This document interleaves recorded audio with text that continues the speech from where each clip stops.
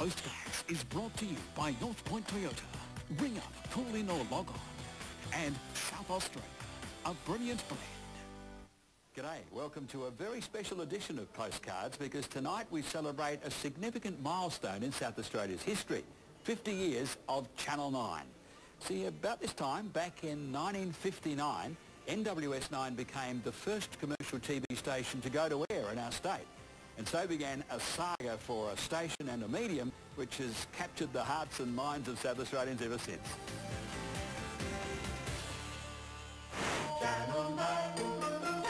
50 years ago, we were peering through the windows of electrical retailers, hoping to get a glimpse of this new fandangled thing called television. Black and white, of course, but that didn't matter. It was exciting. It was the biggest new thing. In this trip through the archives, we'll relive some of the glorious days, old films, a few bloopers, and interviews that we've done throughout the years with the very people that made it all happen.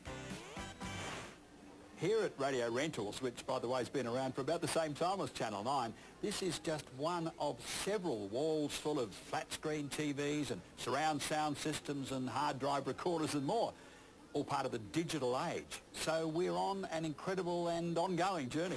Channel 9. In September 1959, a simple square box would change the way South Australians see the world forever. History was being made before our very eyes, in our very own lounge rooms. I wish the station every success, and I wish you, listeners, good viewing. The Premier, Thomas Playford, did the honours when he officially opened Channel 9 at 7 p.m. on September the 5th, 1959. It was a much anticipated event. Work on the Tint Street studios had begun 10 months earlier, and atop Mount Lofty, the monster transmission tower was slowly rising 505 feet into the air. That's about 50 stories. This was entirely new technology. Many of the early on-air performers, like the late and great Kevin Creasy, were recruited from local radio stations. Creasy came from 5DN and Lionel Williams moved over from 5KA. Now, they didn't know it, but they would become legends in local television, and that helped Channel 9 become a dominant force in the entertainment industry. Lionel reminisced about those halcyon years a few years back, remarking that the early radio experience really paid off. It was homegrown product, and that's where we cut our teeth and learned to, I suppose, handle an audience. Everybody was a stranger to television who joined this company. Most of us came out of radio or out of newspapers. The print connection was not surprising, given the licence for NWS 9 had been bought by the brash young proprietor of the Adelaide News, one Rupert Murdoch. He had a lot riding on his investment in this new medium, as did newly appointed General Manager Bill Davies. But as Bill told us in a previous interview, the race to be first on air had a massive setback when fire destroyed the station's brand new studio just 9 weeks before the launch date.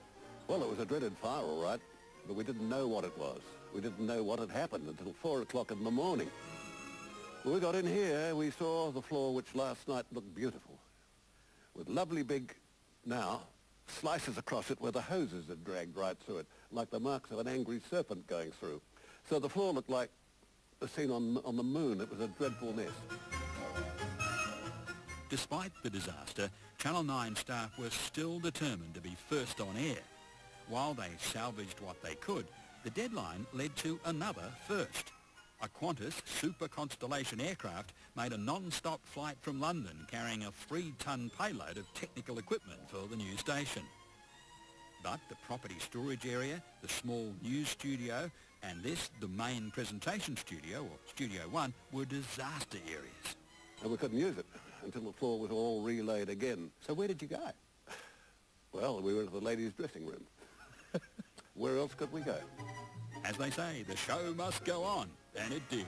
Soon a flurry of programs were in full swing, from the likes of Channel 9ers to Adelaide Tonight. A new era of entertainment was born. After the break, those golden years, 50 years of Adelaide's Channel 9.